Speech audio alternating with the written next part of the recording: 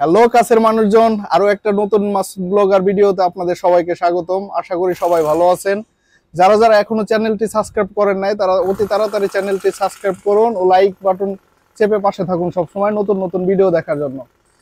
আমাকে এক বন্ধু কমেন্টসের মাধ্যমে প্রশ্ন করেছেন যে লেবাননের বর্তমান পরিস্থিতি ও এইখানে আসলে বিল্ডিং কনস্ট্রাকশনের কাজ বলতে যে কাজগুলো আছে এই কাজের কোনো ভিসা আছে কিনা।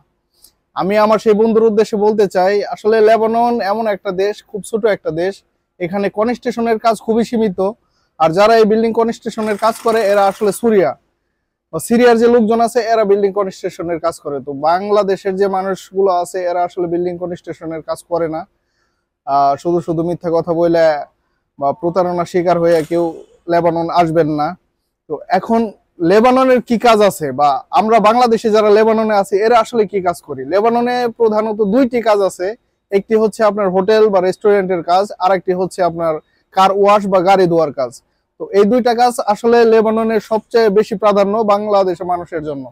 তো যারা যারা লেবানন আসতে চান অবশ্যই জেনে শুনে বুঝে তারপরে আসবেন। লেবাননের এখন বর্তমান পরিস্থিতি খুবই খুবই ভালো, কাজ আছে এবং লোকের প্রচুর চাহিদা আছে। তো আপনারা যারা লেবানন আসতে চান অবশ্যই অবশ্যই জেনে বুঝে তারপরে আসবেন। তো ধন্যবাদ সবাইকে। হয়েছে নি? আসসালামু আলাইকুম বন্ধুরা, কি অবস্থা, কি খবর, কেমন আছেন সবাই? আছেন ভালো? আমরা মাসুদ ব্লগার লেবানন থেকে বলতে আছি। তো আসলে লেবাননে চলে ফিরে অনেক কিছুতেই শান্তি। হ্যাঁ, অন্য অন্য কান্ট্রি থেকে লেবাননে অনেক চলে ফিরে শান্তি। মানুষ এমনও দেখা গেছে যে এদেশে এক মানুষের আকামা নাই প্রায় 10-15 বছরের, তারপরও লেবাননে চলে ফিরে অনেক চলতেছে ফিরতেছে, পুলিশের কোনো ঝামেলা নাই। তো একসময় অনেক পুলিশের ঝামেলা ছিল, এখন বর্তমানে ওই ঝামেলাটা নাই। তো যুদ্ধের পরিস্থিতিতে যে একটা অবস্থা হয়েছিল, কিন্তু লেবানন অনেক আতঙ্কের ভিতরে আসলো বাঙালিরা। তো যুদ্ধ শেষ হওয়ার পরে এখন আর কি মোটামুটি অনেক আলহামদুলিল্লাহ অনেক ভালোই আছি সবাই, বাংলাদেশের মানুষ।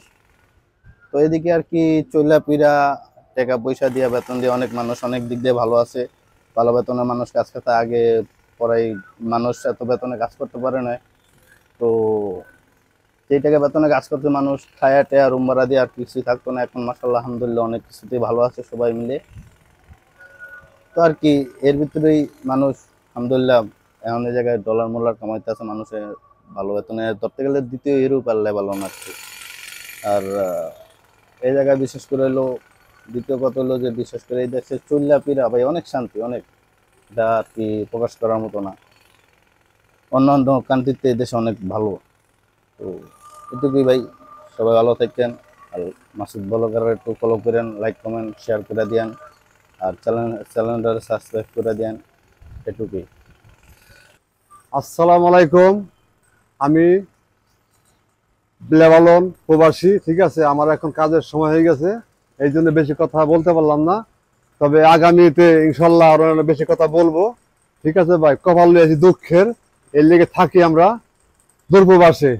লেবাননে থাকি গো আমি, ও নাগর লেবানন ও নেই গর রে। আসসালামু আলাইকুম।